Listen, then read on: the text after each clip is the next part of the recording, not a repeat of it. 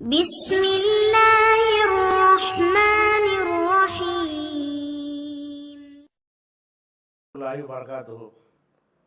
அன்பிற்குரிய சகோதர சகோதரிகளே, நீங்களும் ஆலிம்களாகலாம் என்ற பாடத்தில் புதன் வியாழன் ஆகிய 2 நாட்கள் திருக்குர்ஆன் வசனத்தினுடைய நேரடி பொருளையும் விளக்கத்தையும் பார்த்து வருகிறோம். நேற்றைய தினம் சூரத்துல் பக்கராவுடைய 220வது வசனத்தின் அந்த துவக்கத்தில் அமைந்திருக்கிற சொற்களை பற்றி பார்த்தோம். அந்த 220 வசனம் எப்படி ஆரம்பிக்குதுன்னு கேட்டால், ஃபித் துன்யா வல் ஆஹிரா, துன்யாவுலையும் ஆகிரத்திலையும் அப்படின்னு ஆரம்பிக்கிறது. அதுக்கு பிறகு பார்த்தா வேறு டாபிக்கு போகிறது. ஒய்எஸ்ஆர்னு காணில் எத்தாமாண்டு வேற ஒரு விஷயத்தை நோக்கி போகிறது.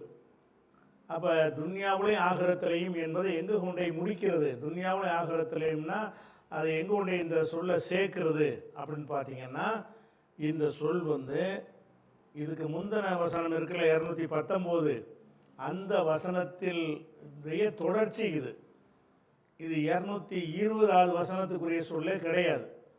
ஆனாலும் இந்த வசனத்துக்கு நம்பர் போட்டவங்க என்ன செஞ்சிட்டாங்கன்னா, அந்த எத்தஃபக்கரூங்கிற இடத்துல நம்பரை போட்டு விட்டதுனால, இந்த இடத்துல நம்பரை போட்டதுனால இது 220 வந்துருச்சு. நம்ம ஏற்கனவே உங்களுக்கு சொன்னபடி இந்த நம்பர் போடுற விஷயத்தில் நிறைய பொருத்தமற்று போட்டிருக்கிறாங்க. இவங்க போட்டு நம்பர் படி பார்த்தீங்கன்னா சில இடத்துல அர்த்தமே செய்ய முடியாது. ஆனாலும் அதில் போய்ட்டு நம்ம மாற்றம் செய்யக்கூடாது. ஆதாரங்கள் காட்டுவதற்கு நம்பரை சொல்ல வேண்டி இருக்கிறது.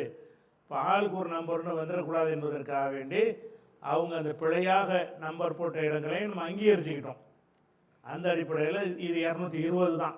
இது ஃபித் துன்யா வல் ஆஹிராங்கிறது. அப்போ நாம் என்ன செய்வோம், நம்முடைய தமிழாக்கத்தை எடுத்து பார்த்தீங்கன்னா இந்த மாதிரி இடங்களையெல்லாம் ஜாயிண்ட் பண்ணி அர்த்தம் செஞ்சிருப்போம். 219, 220ன்னு போட்டு 2 அர்த்தத்தையும் சேர்த்து ஒரு அர்த்தம் ஒரு வசனமாக நம்ம தமிழாக்கம் பண்ணியிருப்போம் நம்முடைய திருக்குர்ஆன் தமிழாக்கத்தில். இப்போ நம்ம இது பிரித்து பார்க்கறதுனால தனித்தனியாக தான் உங்களுக்கு நடத்தணும். அந்த வகையில் ஃபித் துன்யா வல் ஆஹிரான்னு ஆரம்பிக்குது. அப்போ துன்யாவிலையும் ஆகிரத்திலையும் அப்படின்னு சொன்னால் இதுக்கு அர்த்தம் என்னன்னு கேட்டால், இந்த மதுபானமும் சூதாட்டமும் உங்களிடத்தில் கேட்கிறார்கள். அதில் இப்போ நன்மையும் இருக்கிறது, தீமைகளும் இருக்கிறது. தீமை நன்மையை விட அதிகமாக இருக்கிறது அப்படின்னு வருதில்ல, அந்த இடத்துல இதை கொண்டே சேர்க்கணும். அதிகமாக இருக்குது, தீமை தான் அதிகம்.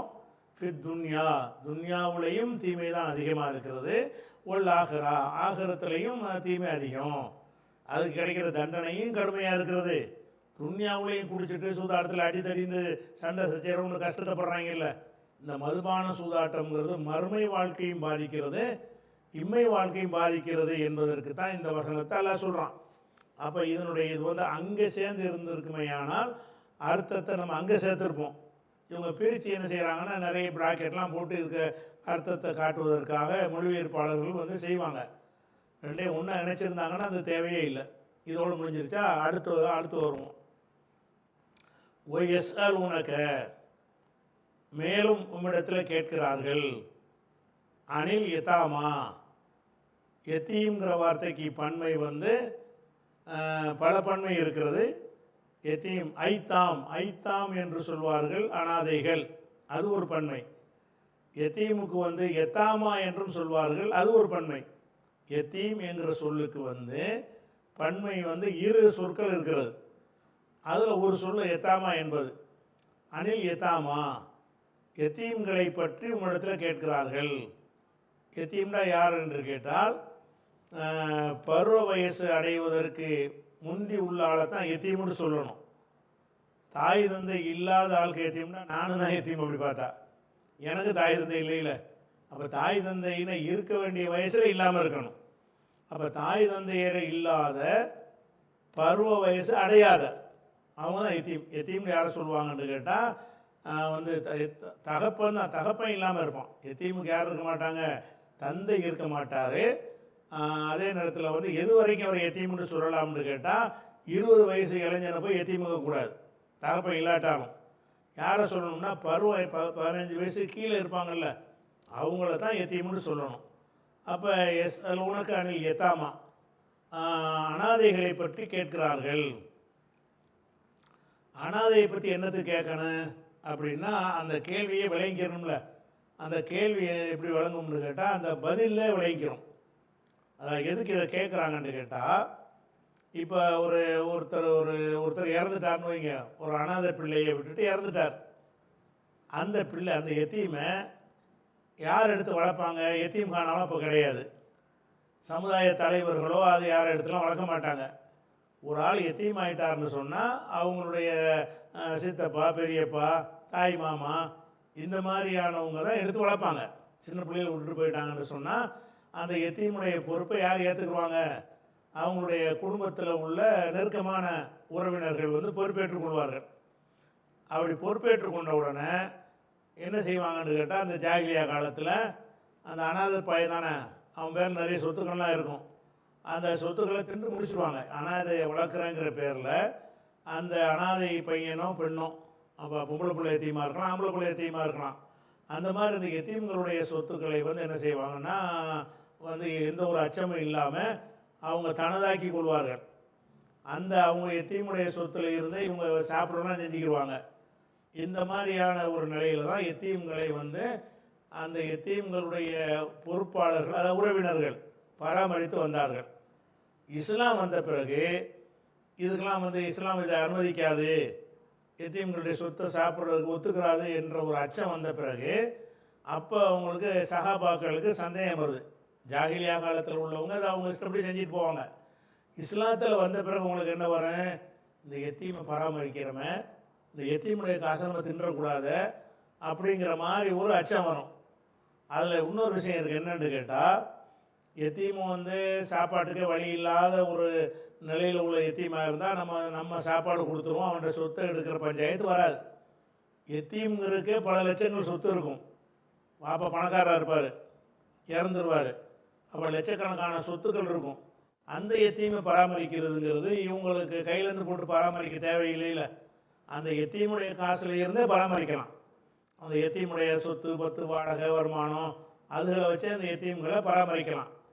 அப்படியும் பராமரிக்கலாம். அல்லது இவங்க ஒரு அன்பளிப்பாக இருக்கட்டும், தர்மமாக இருக்கட்டும் என்று சொல்லி எத்தீமுடைய சொத்தை தொடாமல் இவங்களுடைய சொந்த சொத்திலிருந்தும் எத்தீம்களை வந்து பராமரிக்கலாம். இதில் வந்து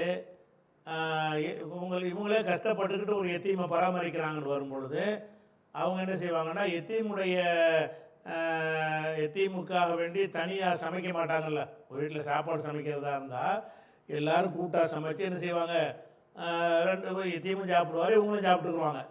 அப்படி இருக்கும் பொழுது அது எப்படி வந்து அதை மெர்ஜி பண்ணுறது, எப்படி நிர்வாகம் எப்படி பண்ணுறது? அதாவது டெய்லி 100 ரூபா செலவாகுதுன்னு சொன்னால், அப்போ எத்தீமுக்கு ஒரு 10 ரூபா அதில் செலவுன்னு சொன்னால், எத்தீமுடைய காசு ஒரு 10 ரூபா எடுத்து போட்டு நம்ம ஒருத்தர் 100 ரூபாயை போட்டு அந்த சமையல் பண்ணி சாப்பிடுவோம். அப்படி சாப்பிடக்கூடிய நேரத்தில் சில நேரங்களில் என்ன வந்துடும்னு கேட்டால், எத்தீம்களுடைய அவன் கம்மியாக சாப்பிட்றோம், நம்ம ஜாஸ்தியாக சாப்பிட்றோன்னு வைங்க, நம்ம அதிகம் சாப்பிட்டோமோன்னு அப்படிலாம் பயப்படுறாங்க சஹாபாக்கள். எப்படி பயப்படுறாங்கன்னு கேட்டால், கூட்டாக சமைக்கிறாங்க. அரிசி மூட்டை இருக்குது, எத்தீமுக்கும் அரிசி இருக்குது, நெல் வந்து கிடக்குது, இவங்களுக்கும் இருக்குது. அப்போ என்ன செய்வாங்கன்னு கேட்டால், எத்தீமுடைய பங்குக்கு கொஞ்சம் அரிசியை போட்டு இவங்க பங்கு ஒரு அரிசியை போட்டு சமைக்கிறாங்கன்னு வைங்க.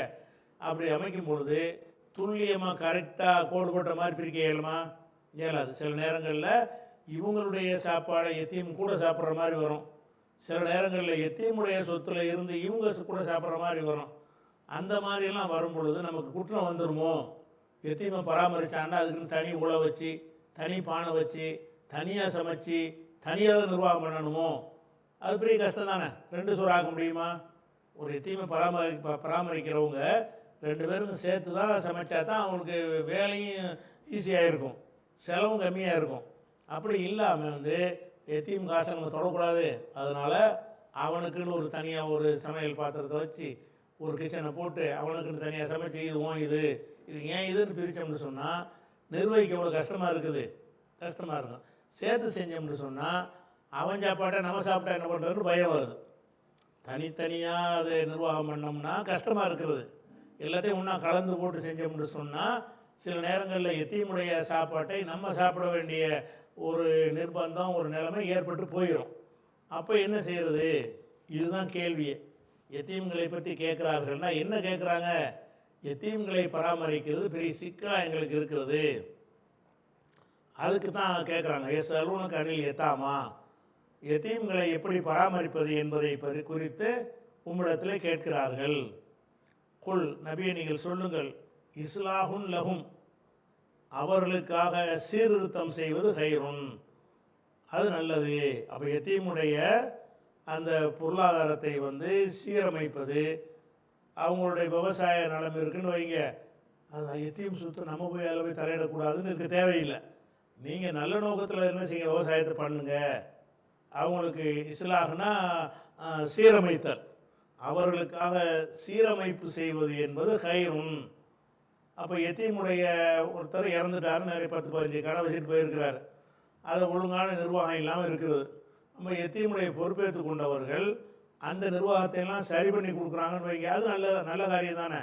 இஸ்லாஹுன் லஹும், அவர்களுக்காக சீரமைப்பு செய்வது ஹைருன், சிறந்தது. ஒயின் து ஹாலி தூஹும், நீங்கள் அவங்களோட இரண்டரை கலந்து விட்டால், ஹாலத்தனா ரெண்டும் ஒன்றோட ஒன்று கலந்துடுறது. எத்தீமை வீட்டில் வச்சுக்கிறீங்க, நீங்கள் ஒன்றா இருக்கிறீங்க, ஒன்றா சமைக்கிறது, ஒன்றா எல்லாத்தையும் செலவழிக்கிறது, கடைசியில் எத்தீமுடைய பங்கு எவ்வளோன்னு ஒதுக்கிறது. ஒன்றாக செலவழிச்சிட்டு ஒரு மாதத்துக்கு ஒரு 50,000 ரூபா செலவு வருதுன்னு சொன்னால் 5 பேர் இருக்கிறீங்களா, அப்போ இந்த எத்தீமுடைய பங்கு 10,000 ரூபா அப்படின்னு சொல்லி அவங்க கணக்கில் 10,000 ரூபா எடுத்துக்கிறது. எத்தீமுக்கு லட்சக்கணக்கில் 1000 கணக்கில் வருமானம் வருதுன்னு வைங்க, நம்ம என்ன செய்யறதுன்னா மொத்தமாக குடும்பத்தில் எல்லா செலவையும் பண்ணிவிட்டு 50,000 ரூபா செலவு வருது மாதத்துக்கு, நம்ம 5 பேர் இருக்கிறோம், அப்போ ஒரு ஆளுக்கு 10,000 ரூபா கணக்கு வருது. அப்போ எத்தீமுடைய காசுலேருந்து 10 ரூபா நம்ம எடுத்துக்கிறோம். அப்படி இரண்டரை கலந்துடுறது. அப்படி கலந்துக்கிட்டோம்னு சொன்னால் அது குற்றம் வருமானா, குற்றம் வராது. ஏன்னு கேட்டால் அதனால் சொல்ற ஒயின் துஹாலி தூகும், நீங்கள் அவங்களோட இரண்டரை கலந்து விட்டீர்கள் என்று சொன்னால் இஹ்வானுக்கும், அப்போ அவங்க கூட பிறந்த சகோதரர்கள் மாதிரி அண்ணன் தம்பி கணக்காக பார்த்துட்டு இருப்பாங்க, அந்த மாதிரி போயிட வேண்டியதான். உல்லாஹு யாலமுல் முஃப்சித மினல் முஸ்லிஹி, அதாவது குழப்பம் பண்ணுறவன் யார், சீரழிக்கிறவன் யார். முஸ்லிஹி என்றால் சீர்படுத்துகிறவன், முஃப்சிதி என்றால் சீர் அழிக்கிறவன். உல்லாஹு யாலமுல் முஃப்சித, சீரழிக்கிறவனை, மினல் முஸ்லிஹி, சீர்படுத்துவனை இருந்து அல்லாஹ் பிரித்து அறிகிறான். அல்லாஹ்வுக்கு தெரியும், நீ எத்தீம் சொத்தை திங்கிறதுக்காக வேண்டி இந்த வேலையை பார்க்குறியா, அவனுக்கு நல்லது செய்கிறதுக்காக இந்த வேலை பார்க்குறியா என்பது அல்லாஹ்வுக்கு தெரியும். அல்லாஹ்வுக்கு பயந்து நீங்கள் என்ன செய்யுங்க, சகோதரன் மாதிரி நினைத்து கொண்டு நீங்கள் என்ன செய்யுங்க, இரண்டரை கலந்து இருந்து கொள்ளுங்கள். உலவுஷா அல்லாஹு, அல்லாஹ் நாடி இருந்தால் லஅனதக்கும், உங்களுக்கு சிரமத்தை தந்திருப்பான். இந்த கலக்கிற வேலையெல்லாம் வச்சுக்கிறக்கூடாது. எத்தீம்னா அவனுக்கு தனி உழவை, தனி நிர்வாகம் பண்ணு, தனியாக கணக்கு வழக்கு வை என்று உங்களுக்கு சிரமத்தை தந்திருப்பான். ஆனால் அல்லாஹ் என்ன பார்க்குறான்டா, நீங்களாம் சகோதரர்களாக இருந்துக்கிட்டு ஒரு இரண்டரை கலந்து இருந்துக்கிறங்க, அல்லாஹ்வுக்கு பயந்து ஒரு நேர் சீர் பார்த்து நடந்துக்கிறங்கன்றான் அல்லாஹ். உலவுஷா அல்லாஹு, அல்லாஹ் நாடி இருந்தால் ஆனத்தை, அனத்துனா கஷ்டம், ஆனத்தை என்றால் கஷ்டம் கொடுத்தான்னு அர்த்தம். உலவுஷா அல்லாஹு, அல்லாஹ் நாடி இருந்தால் லஅனதக்கும், உங்களுக்கு சிரமம் தந்திருப்பான். இன்னல்லாஹ் அசீசுன் ஹக்கீம், அல்லாஹ் மிகைத்தவன் ஞானமிக்கவன் அப்படின்னு 220 வந்துருச்சு. இது வந்ததுனால இந்த எத்தீம்கள் சம்பந்தமாக உள்ள வேறு வசனங்களை இப்போ உங்களுக்கு நினைவுபடுத்தி காட்டினா உங்களுக்கு என்ன செய்யும், பயனுள்ளதாக இருக்கும்.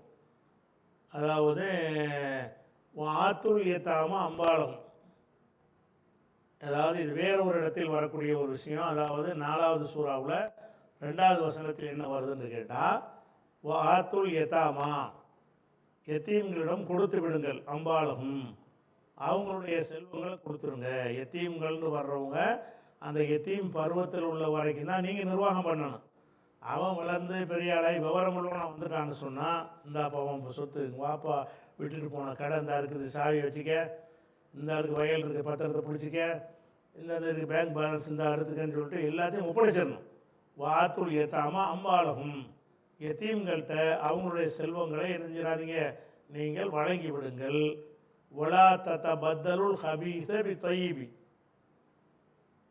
கெட்டதை நல்லதுக்கு மாற்றிடாதீங்க. ஹபீஸ்னா கெட்டது, தையிப்னா நல்லது, பத்தலனா மாற்றினான்.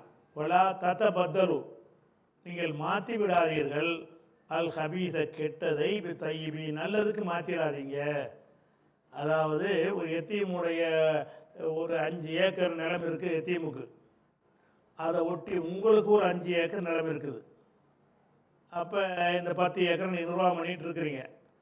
ஆனால் உங்கள்கிட்ட இருக்கிற அந்த 5 ஏக்கர் நிலத்தை விட அவன்கிட்ட இருக்கிற அவன் பேரில் உள்ள 5 ஏக்கர் நிலம் வந்து நல்ல பூமியாக இருக்குது, நல்ல நிலத்தடி நீர் இருக்குது, நல்ல விளைவிக்கும் தன்மை வந்து அதிகமான உள்ள பூமியாக இருக்குது. நீங்கள் என்ன செய்கிறீங்க, அவனை வயசுக்கு வந்து அவன்கிட்ட ஒப்படைக்கும் பொழுது அந்த 5 ஏக்கர் நீங்கள் அமைக்கிட்டு இந்த 5 ஏக்கர் அவனுக்கு கொடுக்கலாமா? 5 ஏக்கர் தான், ரெண்டுமே 5 ஏக்கர்னு சொன்னாலும் இது நல்லது இது கெட்டது. உங்கள் 5 ஏக்கர் வந்து கட்டாந்தர, அவன் 5 ஏக்கர் விவசாய நிலம். உங்கள் 5 ஏக்கரோட அவனோட 5 ஏக்கர் வந்து தரத்தில் கூடியதாக இருக்கிறது. அப்போ நீங்கள் என்ன செய்யக்கூடாது, அவன் சொத்தை தான் அவன்கிட்ட கொடுக்கணுமே தவிர உங்கள்கிட்ட உள்ள கெட்டதை கொடுத்துட்டு அவன்கிட்ட உள்ள நல்லதை அமைக்கிறாதீங்க. அதே மாதிரி வந்து ஒரு கடை இருக்கிறது, எத்தீம் பேரில் ஒரு கடை இருக்குது, உங்கள்கிட்ட ஒரு கடை இருக்கிறது. அவன் பேரில் உள்ள ஒரு கடை வந்து பிரதானமான இடத்துல இருந்து அதிக வாடகை போகக்கூடிய ஒரு இடத்தில் இருக்கிறது. அதே ஒரு ஒரு ஒரு கிரவுண்டு இடம் வந்து உங்களுக்கு தனியாக இன்னொரு இடத்துல இருக்கிறது. அது அவ்வளோக்குலாம் வாடகைக்கு போகாது, அது கமர்ஷியல் ஏரியா இல்லை.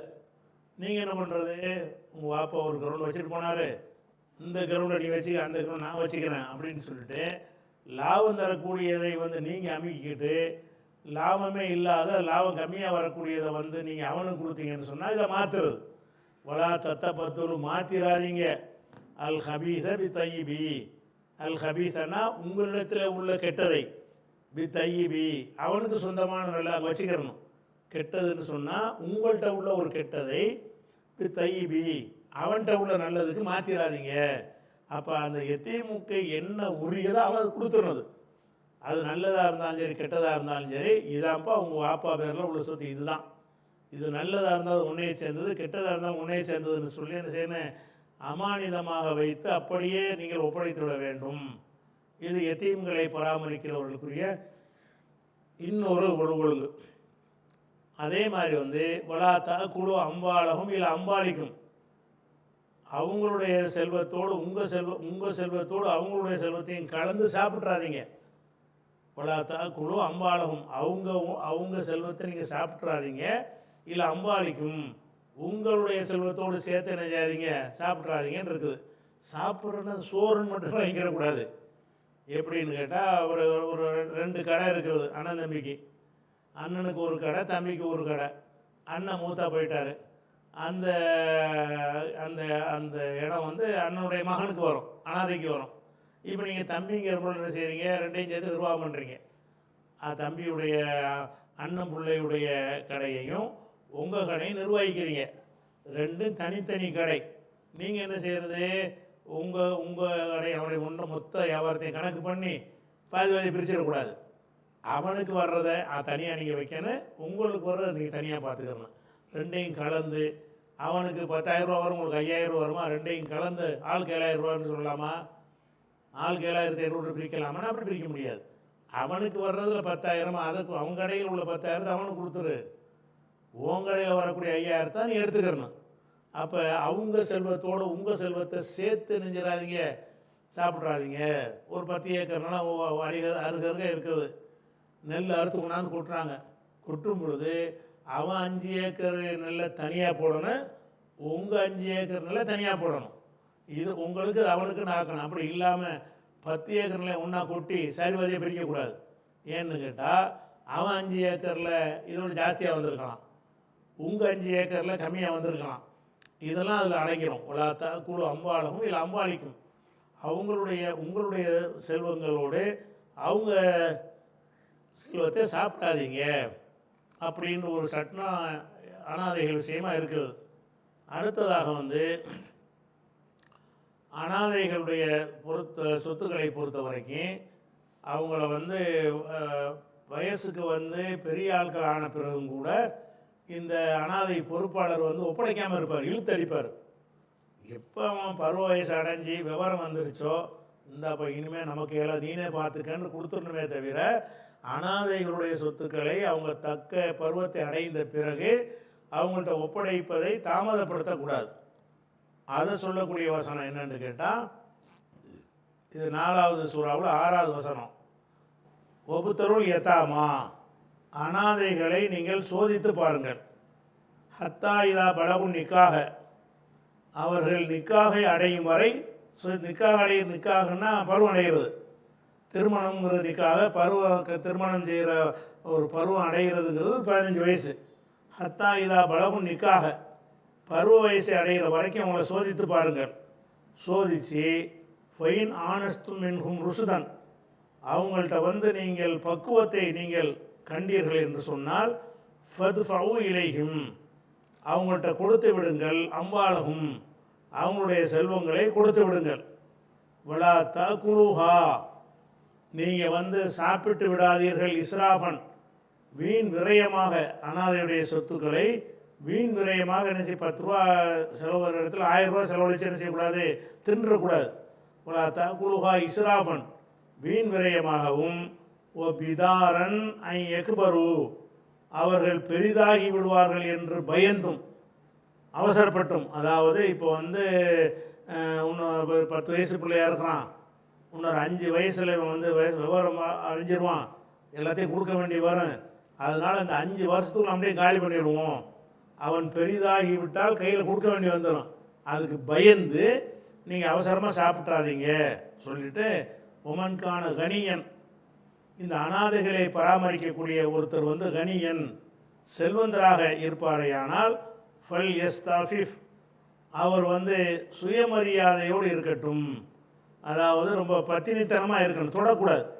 அதாவது நானே கோடீஸ்வரனாக இருக்கிறேன், இந்த அனாதை எனக்கு பராமரிக்க இயலாதா, அவன் சொத்துலேருந்து அவன் சாப்பாட்டு காசு எடுக்கணுமா, என்ன செய்யணும், அவனை இங்கே தொடாதீங்கிறான்ல. வெண்கான கணியன், யார் பணக்காரனாக இருக்கிறாங்களோ, ஃபுல் எஸ்தாஃபிஃப், அனாதையுடைய பணத்து விஷயத்தில் இப்போத்தினா பத்தினித்தனம், அதாவது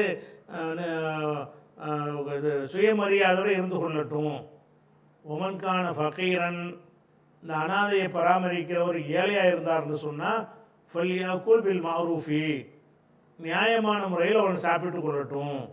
அது அவனே ஏழையாக இருக்கிறான். அப்போ இந்த ஏழையாக இருந்து கொண்டு அனாதை சொத்தை பராமரிக்கிறான்னு சொன்னால், அனாதையுடைய வயல் இருக்குது, அதை போய் பார்வையிடுறான், அதுக்கு தண்ணி பாய்ச்சுறான். அனாதையுடைய கடை இருக்குது, அந்த கடையை போய் நிர்வாகம் பண்ணுறான், அதனுடைய வரவு செலவுலாம் பார்க்குறான். இந்த வேலை செய்கிறது காசு எடுத்துக்கலாம்ல. நீங்கள் ஃபக்கீராக இருந்தீங்க என்று சொன்னால் சேவையாக செய்ய வேணாம். அனாதையுடைய சொத்துக்களை நிர்வாகம் பண்ணுற காரணத்திற்காக வேண்டி நியாயமான முறையில் சாப்பிட்டுக்கிறங்க, ஊதியம் எடுத்துக்கலாங்கிறான். உமன்கான ஃபக்கீரன், ஏழைகளாக இருப்பார்களே ஆனால், ஃபல்யாக்குல் பில் மாரூஃபி, நல்ல முறையில் நியாயமான முறையில் சாப்பிட்டு கொள்ளட்டும். அப்படின்னு என்ன அர்த்தம், இந்த அப்போ உன் கடையெல்லாம் நிர்வாகம் நான் தான் பண்ணுறேன், வேலையை போட்டு போய் வரவு சொல்ல நான் தான் பார்த்துக்கிட்டு இருக்கிறேன், அதுக்காக வேண்டி நான் கஷ்டப்படுற ஆளாக இருக்கிறேன், நான் ஒரு மாதம் அதுக்குன்னு ஒரு 5000 ரூபா எடுத்துக்கிறேன், 10,000 ரூபா எடுத்துக்கிறேன்.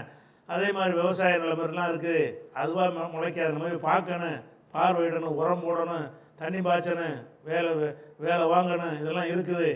அதையெல்லாம் நம்ம போய் பார்க்குறதுனால எனக்கு ஒரு தொகை நான் எடுத்துக்கிறேன் அப்படின்னு ஒரு ஏழையாக இருந்தால், பணக்காரனாக இருந்தால் சேவையை செய்யுங்க. ஏழையாக இருந்தால் ஃபல்யாக்குல் பில் மாரூஃபி, நல்ல முறையில் நீங்கள் சாப்பிட்டு கொள்ளுங்கள். இதா தஃபத்தும் இலைஹிம் அம்பாலகும், ஆனால் இதா தஃபத்தும் நீங்கள் கொடுத்தால், இலைஹிம் அனாதைகளிடத்தில், அம்பாலகும் அவங்களுடைய செல்வத்தை நீங்கள் கொடுத்தால், ஃபஷிஹிது அலைஹிம் அவர்களுக்காக சாட்சிகளை ஏற்படுத்தி கொள்ளுங்கள். அனாதையை ஒப்படைக்கும் போது நான் கொடுத்துட்டேன்னு சொல்லிடக்கூடாது. ஜமாத்து பேர் 4 பேர் கூப்பிட விட்டு, இந்த பாருங்க இவ்வளோ ரூபா இருந்துச்சு, அனாதையுடைய காசு இவ்வளோ தான் நிர்வாகம் பண்ணியிருக்கேன், இந்த கணக்கெல்லாம் பார்த்துக்கிறங்க, நீங்களே செக் பண்ணிக்கிறங்க, இப்போ நான் அவங்க கையில் ஒப்படைக்கிறேன், நீங்கள் 50 பேர் சாட்சின்னு சொல்லி, சாட்சின்னா அவங்களுக்கு எல்லாமே தெரியணும். கணக்கு வழக்கெல்லாம் ஒப்படைச்சி நடுநிலையான ஆட்களை வச்சு சாட்சியோடு நீங்கள் ஒப்படைங்க. வைதா தபத்தும் இலைஹிம் அம்பாலகும், அனாதைகளிடத்தில் அவங்களுடைய செல்வங்களை ஒப்படைப்பதாக இருந்தால், ஃபஷிஹிது அலைஹிம் அவர்களுக்காக சாட்சிகளை ஏற்படுத்தி கொள்ளுங்கள். ஓ கஃபா பில்லாஹி ஹசீபா, என்ன தான் சாட்சி இருந்தாலும் கணக்கெடுக்க அல்லாஹ் போதுமானவன். அல்லாஹ் ஒரு கணக்கு தனியாக வச்சுருக்கிறான், இருந்தாலும் உன் கணக்குக்கு நீ ஒரு சாட்சியத்தை வச்சுக்க என்றெல்லாம் அனாதைகள் விஷயமாக இவ்வளோ கடுமையான எச்சரிக்கைகள் மார்க்கத்தில் இருக்கிறது. அதே மாதிரி இந்த அனாதை சொத்தை சாப்பிட்றது நெருப்பை சாப்பிட்ற மாதிரி நல்லா கடுமையாக எச்சரிக்கிறான். இன்னல்லதீன யாக்குலூன அம்வால் யதாமா, அனாதைகளின் செல்வங்களை யார் சாப்பிடுகிறாரோ, உல்மன் அநியாயமான முறையில் சாப்பிடுகிறாரோ இன்னமா யாக்குலூனஃபி புத்தூனிஹிம் நாரா, அவங்க வயிறுகளில் வந்து நரகத்தை தான் சாப்பிடுகிறார்கள், நெருப்பை தான் சாப்பிட்றாங்க. எஸ்லௌன சயீரா, அதனால் நரகத்தில் அவங்க எரிவார்கள், கரிந்து போவார்கள் அப்படின்னு நல்லா எச்சரிக்கை. நரகத்தில் போடுவேங்கிறான்.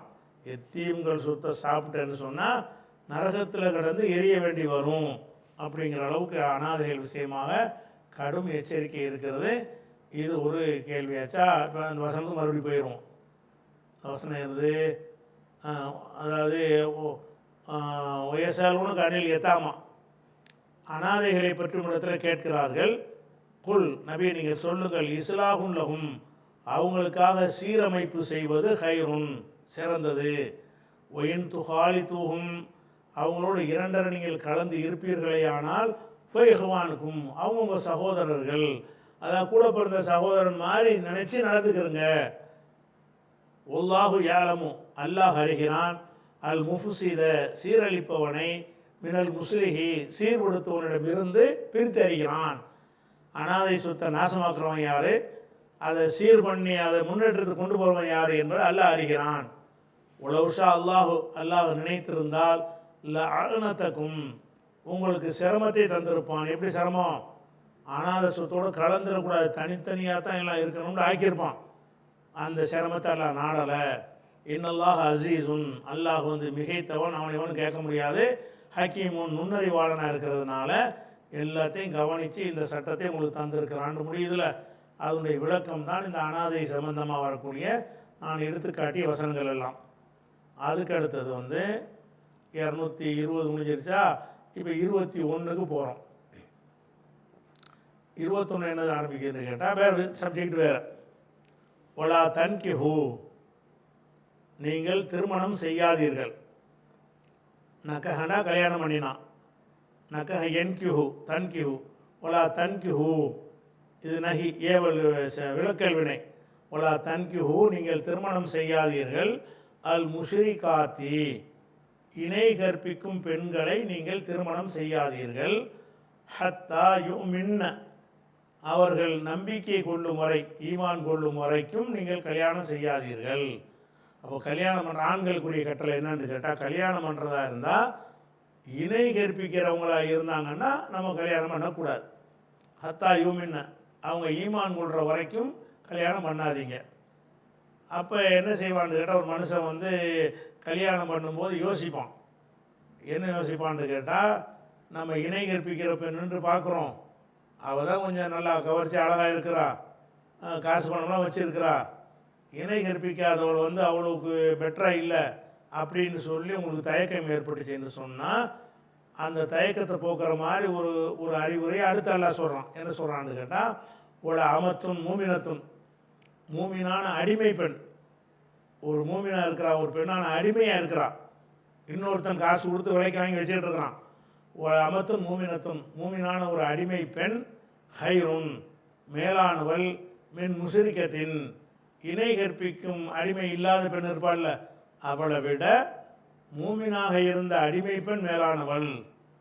உளவு ஆஜபத்துக்கும், ஆஜப என்றால் கவருவது, அந்த ஆஜபத்து என்றால் பெண்பாள், அந்த இணை கற்பிக்கிறவள்.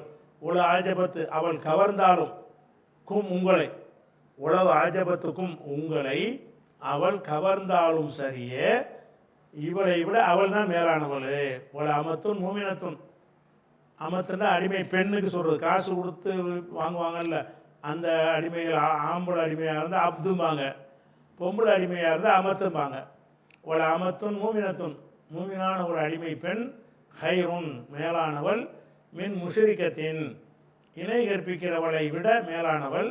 உளவு ஆஜபத்துக்கும், அவள் உங்களை கவர்ந்தாலும் சரியே அப்படின்னு சொல்லி ஆண்களுக்கு ஒரு கட்டளை இட்டாச்சு.